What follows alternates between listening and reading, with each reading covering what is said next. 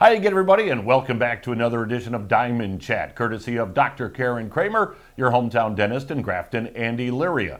Tim Alcorn with AM 930 WEOL Radio, Shaun Bennett with the Chronicle Telegram. It's tournament time in baseball and softball, sun shining, so we're getting games in, and it's been a lot of fun so far. And Shaun, let's hope things continue to stay the same. Right. I don't even look at the weather reports anymore. I just hope I wake up every morning and see sun coming through the windows. So let's keep it going. Well, one of the things that we have seen, some terrific performances in the last week. So let's get to our top three, softball and baseball wise, and we'll start on the softball side. Yeah, and two of my top three performances came in one tournament game, a sectional final out at LaGrange.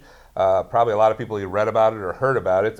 Keystone with an amazing win against Rocky River. We're going to start with Sydney Campbell. You're right. Sydney Campbell threw her Lorain County record, fourth perfect game of the season, striking out every opposing batter along the way. So that's really, is that like a truly perfect game when they strike out every batter?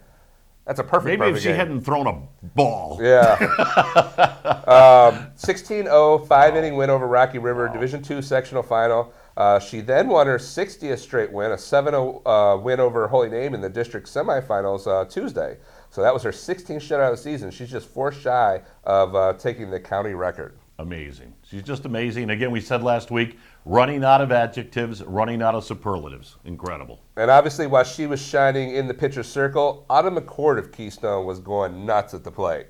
This week, she went 5 for 7. That's a .714 batting average in the Wildcats' 2 wins, including 3 for 3 with 3 home runs and 4 RBIs in that Rocky River win. And then they weren't going to pitch to her. Yeah. I read that. Yeah, she basically got pinch hit her last at bat because the coach said, not again, because Maddie Nunez hit 4 home runs against them last year in the same exact game. Yep. She also hit her Lorain County leading 18th double in that win over Holy Name on Tuesday. So she's just been tearing it up with extra base hits this year.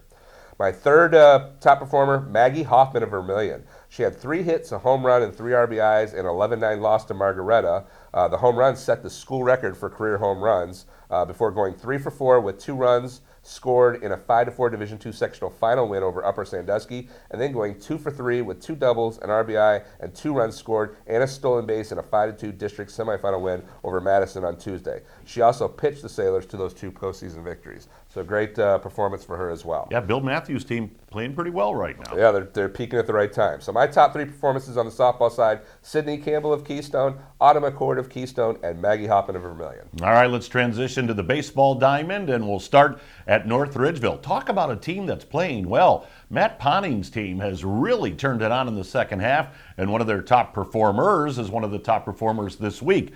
Ryan Calvert, we've mentioned this young man's name before during Diamond Chat.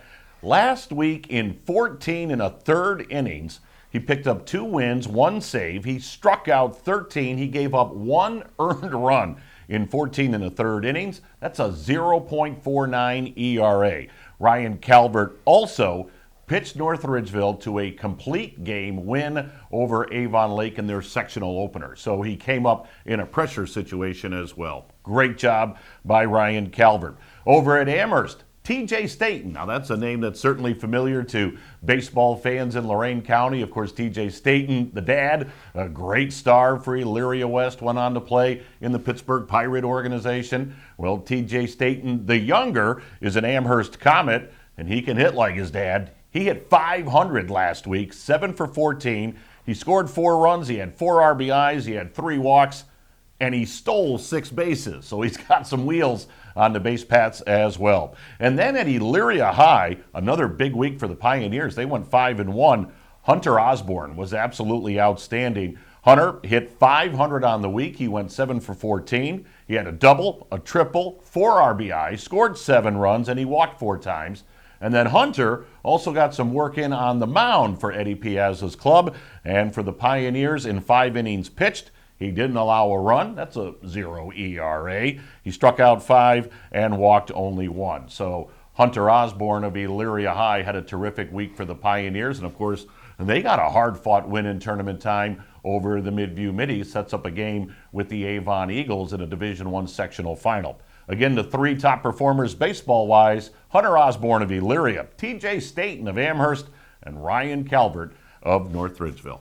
And all those teams still alive in Division I. Absolutely. All right, let's talk about our teams of the week. And as always, teams of the week sponsored by First Federal Savings of Lorain. Again, a huge thank you to First Federal Savings of Lorain for sponsoring our teams of the week. Who stood out? Well, we'll start on the softball side. Well, you finished your top performers with Elyria, so I think I'll start there with my team of my First Federal Savings of Lorain team of the week, the Elyria Pioneers. Just a great week for Elyria. They opened the week with an 11-1 win in 5 innings over Westlake to capture a Division I sectional championship. Then won 12-0 in 5 innings over Euclid in a Greater Cleveland Conference game. In that game, Izzy St. Peter, Aaron LeBeau, and Madison Olszewski combined for a no-hitter. So great dominating performance in league play there. And then they wrapped it up with a 4-3 win over Avon in a district semifinal. That was Tuesday night. A lot of fireworks to finish that game. But as we said, we correctly believe, even though there were some,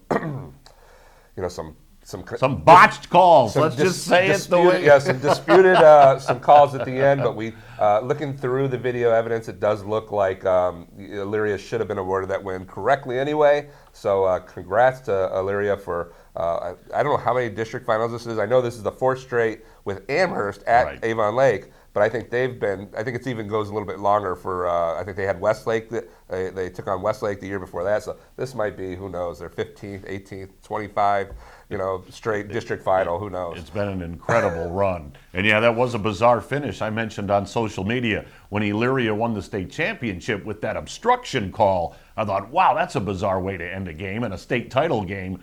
But I've never seen one end like it did against Avon. There was just absolute mass confusion until finally the umpires just said, run counts, game over. Like, wow, what just happened there? It was strange. Yeah. Social media has been a buzz in the last 24 hours, no doubt. All right, on the baseball side of things with the First Federal Savings of Lorain team of the week, I'm going to have my honorable mention again because 2 teams went 5-1. Elyria on the baseball side went 5-1. But they're going to be my honorable mention because I mentioned earlier, North Ridgeville is getting hot at the exact right time of the year, had a very sluggish start, and yet Matt Ponting's team has really turned it on. I mentioned their tournament win to start postseason play. And so North Ridgeville, also with a 5-1 mark last week, is my First Federal Savings of Lorain team of the week. They are playing very, very good baseball. So we'll see if they can keep things going in the tournaments, but 5-1 week, playing very good ball, peaking at the right time. Keep an eye on this North Ridgeville team. They have really, really stepped their game up. Yeah, it's nice to see all these teams peaking at the right time, and it's dangerous. Obviously, like I said, I always talk about the wrestlers. Where I see a wrestler start peaking during the postseason, they can beat anybody, and that's the same thing with these teams. When they get hot, look out. Absolutely. All right. Well, a young lady that's been hot in the circle as far as pitching is Oberlin's Brianna Rivas. She is just devastating for the Lady Phoenix, and I know you had a chance to meet with her for Get a Grip. Right, and she's a senior, so she's only got they've already been eliminated from postseason play, so I think they have a few makeup games, some pack games, so her career is coming down to an end here. It's obviously bittersweet. She's going to be going on to college to play softball and continue her career, but she's a powerful in a small package. Yeah. I kind of did a feature on her last year to start the season, and she's 5 feet tall, and she had like 300 strikeouts, something. I averaged it out to strikeouts per foot, but she's a lot of fun. She has a good time with it, and she's going to show her changeup. Another changeup. Yeah, well, I took a cue from you and decided, hey, that's a smart move. He's always getting these pitchers to throw the slower pitches, so you don't have to worry as much when you're filming behind that catcher. So, yeah, she's going to show how you do it on the softball side. All right, let's take a look at Brianna Rivas with the changeup. Brianna and Oberlin Lady Phoenix.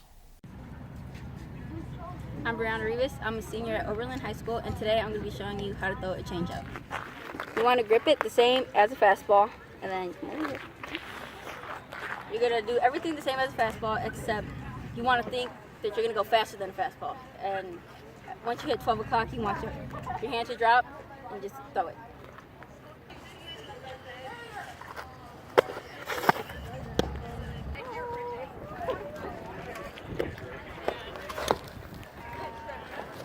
You You got to love watching her pitch. As you said, that diminutive stature, and yet, man, she has been standing tall in the circle. Yeah, and she's like, she's fun, and she wanted to make sure she kind of like scripted it out before we did it. She wanted to make sure she's a great, Yep. kid, and it's going to be a lot of fun watching her go on with college and see what she does there too.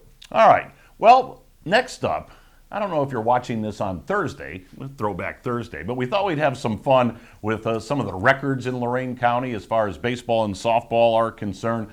Boy, some names that are going to come back to you perhaps as far as their excellence on the baseball and softball diamonds respectively. I'm going to start on the baseball side. How many of you remember Chris Tuttle from Keystone? Played in the late 90s.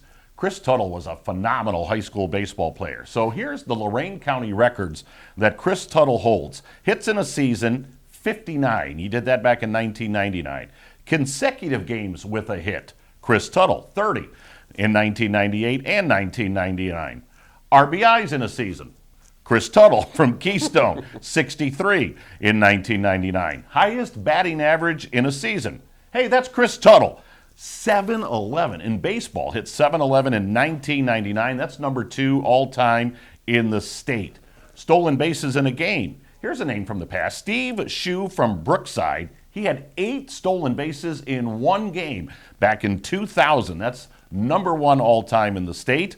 And then how about a guy that's now coaching high school baseball? Stolen bases in a season, Matt Rossitano. Now, of course, Matt is the head baseball coach at Amherst, but he was a terrific player for the Admirals of Admiral King. Matt had 76 stolen bases in 1 year in 2000, and that is number 1 all-time in the state. And then a couple of more quick numbers to run at you. This from the pitching side. Again, Keystone, lowest career ERA, Dale Gregory. I know Dale.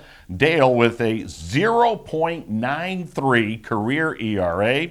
And oh, by the way, no hitters in a season. Yeah, that's Dale Gregory. 4 back in 1979.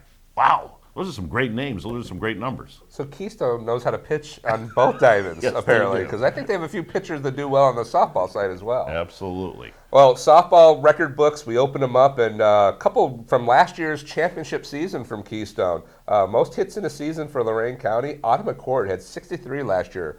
RBIs in a season, Miss Softball, Maddie Nunez, she had 66. Career batting average, Cassie Wilmoth of Firelands, 569 from 1987 to 91. Stolen bases in a season, Cheryl Schuster of Keystone, 62 in 1985. Shutouts in a season, Amy Lefew, Keystone, 20 shutouts in 1999. We mentioned earlier that Sydney Campbell had her 16, so she's kind of chasing Amy in that one. Consecutive shutouts, Andy Nicholson of Avon Lake had 9 consecutive shutouts in 2007. Consecutive shutout innings, Brittany Robinson of Keystone, 64 straight shutout innings in 2003. Lowest career ERA, Christy Malinke of Keystone, 0.30 from 2003 to 2006. Perfect game in the state title game. Yep. Strikeouts in a game for a 7-inning game, Amy Lefew, 20 strikeouts in 1999, matches those baseball players. Most strikeouts in a game, extra innings. This one's going to blow your mind. Caitlin Minnie, when she played, I believe, her freshman year at Keystone, 34 strikeouts in a game in 2010, a 15-inning game versus Black River. Strikeouts in a season, going back to Robinson, 377 in 2003. Strikeouts in a career, Megan Meyer of Vermilion, 1,153 from 98 to 2001. And career no-hitters, Malinke, 15 of them from 2003 to 2006. 15 no-hitters. That's amazing. Baseball players are lucky to get, 1, maybe 2 in their whole career. She's had 15 in 4 years. Now keep in mind, that's when the rubber was at 40 feet. When Well, they moved yeah. it back 3, Yeah. that made a big difference. Yeah. It did. But still, those numbers are staggering. Yeah, Just absolutely. unbelievable. Yep. Well, we've talked a lot about Keystone, so to put the finishing touches on this one, I had a conversation with Keystone head baseball coach Burt Fitzgerald. So that's coming up next on the In the Dugout segment. But as far as this portion of the show is concerned, it's going to bring it to a wrap. So, Sean, thanks to you. Thanks to Bruce Bishop. Of course, thanks to our sponsors, First Federal Savings of Lorain and Dr. Karen Kramer. Biggest thanks goes to you, the viewers. Hope you enjoyed it. And that great baseball tradition at Keystone, Burt Fitzgerald is now their head coach. And let's hear from Burt. Well, hi again, everybody, and it's time for our In the Dugout segment. And our In the Dugout segment guest this week is the head coach over at Keystone High School, Burt Fitzgerald, as he guides the Wildcat program. So, Coach, tell us a little bit about how you ended up as the head baseball coach at Keystone. I started out as a volunteer back in 2007 when my youngest boy was a freshman with Coach Clement. And as my two boys came up, I took a little larger role. Coach Clement gave me a few more things to do, brought on Ken Steiner with me and Frank Bailey. And then when my youngest boy, who graduated in 2014, when he was a sophomore, Coach Clement hung it up, and we had a really good squad at that time. And we kind of all decided that we needed to keep being a part of the program because we felt like there was a nice future, at least over the next couple of years, and we were lucky enough and privileged enough to get the head coaching job, and we've just stuck with it. What's your favorite coaching memory? What really stands out? Probably winning the district title against Benedictine in 2014.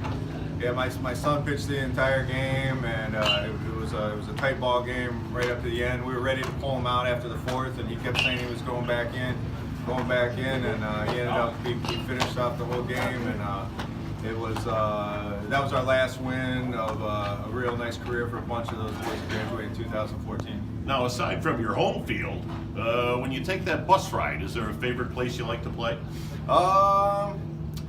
Being out here in Lorain, I'd say that playing out there at the Pipe Yard is always a good time. Playing with Coach Turnus and those guys, we always have a nice time out there. But Tri-C probably is our favorite place to be, since that's where our district, ends up, and we haven't been there for a few years. But as long as I've been around, and with Coach Clement too, we've never lost a game there. So we enjoy it there as well. All right, final question.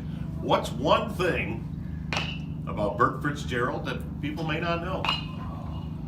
I'm an open book, Tim. Everybody, I'm easy to read. All right. He's an easy to get to know guy, put it that way. We thank Burt Fitzgerald for appearing this week in our In the Dugout segment.